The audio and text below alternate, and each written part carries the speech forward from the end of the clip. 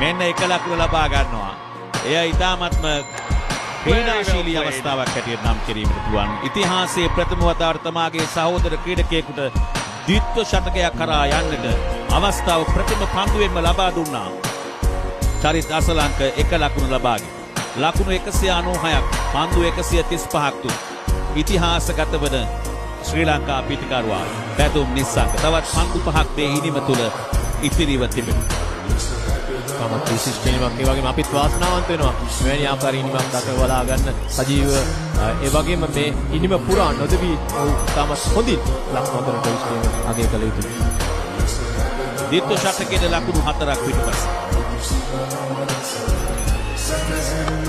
පන්දුව ස්ථානගත කළා. ලකුණු 4ක් විය යුතුයි. ලකුණු 4 අත් කර ගන්නවා දයාබර ක්‍රීඩාලෝලිය අසන්නනි නරඹන්නනි. අපි බලමු මිනිස්සුගේ තීරණය. ඔව් දැන් ලකුණු 4 සටහන් කරනවා. ඉතිහාසයේ ප්‍රථම වතාවට ශ්‍රී ලංකා පිතිකරුවෙකු එක්දින තරගයකදී ලබා ගන්නා ප්‍රථම ද්විත්ව ශතකයේ වාර්තා කර ගන්නවා.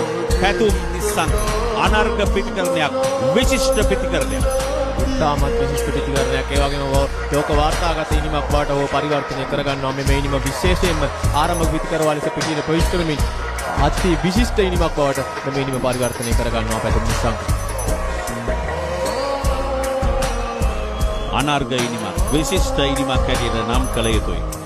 ඔව් කළුතර විද්‍යාලයෙන් ක්‍රිකට් ක්ෂේත්‍රයට අවතීර්ණ වෙමින් ඉන් අනතුරුව කොළඹ ඉසිපතන විද්‍යාලයෙන් ක්‍රිකට් ක්ෂේත්‍රය ප්‍රගුණ කරමින් ශ්‍රී ලංකා කණ්ඩායමේ නිත්‍ය ආරම්භක පිතිකරුවාගේ භූමිකාවට පණ දෙමින් මෙන්න චරිත් අසලංක මේ සහෝදර පිතිකරුවා උසවනවා.